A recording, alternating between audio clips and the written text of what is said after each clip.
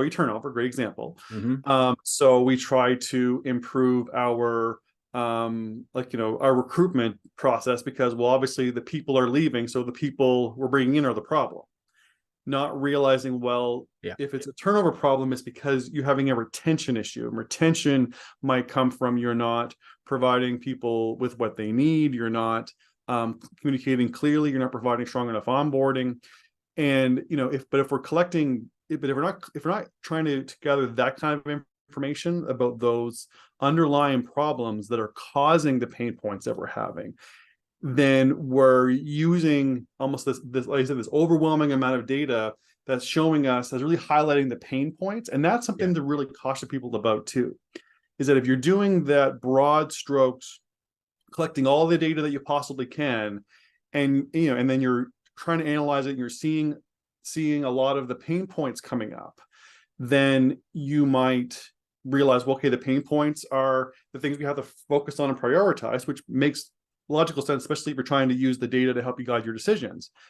But if you're not able to analyze, or you're not collecting the right kind of data or information or evidence, then you're going to start chasing pain points and you're never going to get to the root cause of the actual problems that are actually affecting you. Because if you don't have a good strategy for different types of data collection or different types of strategies around the way that you're diagnosing the issues in your workplace, I mean, that's why we call the podcast Diagnosing the Workplace, because this is a really important thing to consider, is that you really want to make sure the pieces that you're collecting and the problems you're trying to solve are kind of aligned. And they might sound like, well, duh, but sometimes I think that misalignment is a fundamental core problem that most people don't realize they're running into. It is. And it comes up a lot in discovery calls that we have with folks when they're coming to us. They're usually coming to us with a pain point.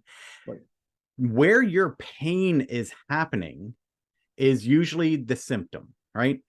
Just like in terms of, if we're looking at a medical analogy, your pain is caused by something. And yes, it's important to alleviate that pain, but if we don't get to actually what the cause is, then it's just going to come back. We're just going to be masking the symptoms until it gets worse. And your comment reminded me a lot about a conversation that I had at a discovery call months ago with an organization that was having that same type of, they were in a significant growth stage and needed to recruit people and couldn't recruit enough people fast enough. Right.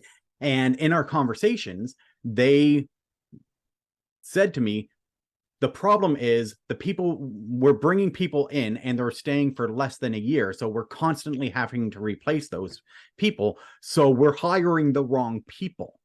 Mm-hmm. So how do we hire the right people? That was the pain point that they had identified. Right. The problem with that approach was when I started asking them about why people were leaving, they didn't really have an answer to that. When I started asking them about their workplace culture and, what it actually looks like day to day, try to, have that conversation, get a little bit more information about it. They were really focused only on the pain. The pain that I'm experiencing right now is that I can't recruit people fast enough. So it was kind of this back and forth of trying to help them understand that we need to actually look at, we can help you with your recruitment.